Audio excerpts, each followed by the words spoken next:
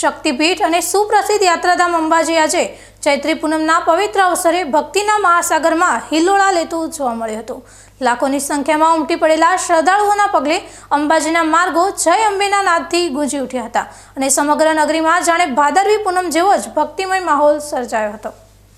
આજે વહેલી સવારથી જ અંબાજીમાં શ્રદ્ધાળુઓનું કીડિયારું ઉભરાયું હતું, જેમાં હાથમાં ધજા અને ગરબો લઈને પગપાળા આવેલા સંઘોની સંખ્યા વિશેષ જોવા મળી હતી।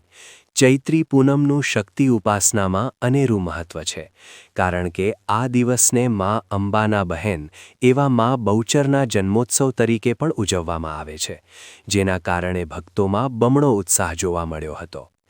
ચૈત્રી નવરાત્રિના 9 દિવસ સુધી કઠોર ઉપવાસ અને અનુષ્ઠાન કરનારા માઈ ભક્તોએ આજે પૂનમના દિવસે મા અંબાના દર્શન કરી પોતાના વ્રતની પૂર્ણાહુતિ કરી હતી। દર્શન માટે લાગેલી કિલોમીટરો લાંબી કતારોને વ્યવસ્થિત રાખવા માટે અંબાજી માતા દેવસ્થાન ટ્રસ્ટ અને વહીવટી તંત્ર દ્વારા ચુસ્ત આયોજન કરવામાં આવ્યું હતું। ટેમ્પલ ઇન્સ્પેક્ટર સંજય પ્રજાપતિના જણાવ્યા મુજબ લાખો ભક્તોની સુવિધા માટે પીવાનું પાણી, શેડ અને સુરક્ષાનો પૂરતો બંદોબસ્ત ખડેપગે રાખવામાં આવ્યો હતો।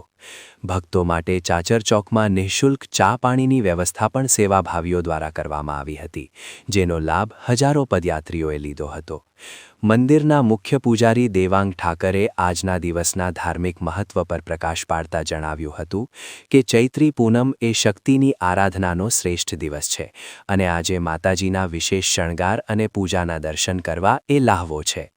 દૂર દૂરથી આવેલા શ્રદ્ધાળુઓ પોતાની માનતા અને બાધા પૂર્ણ કરવા માટે માના ચરણોમાં શીશ ઝુકાવી ધન્યતા અનુભવી રહ્યા હતા।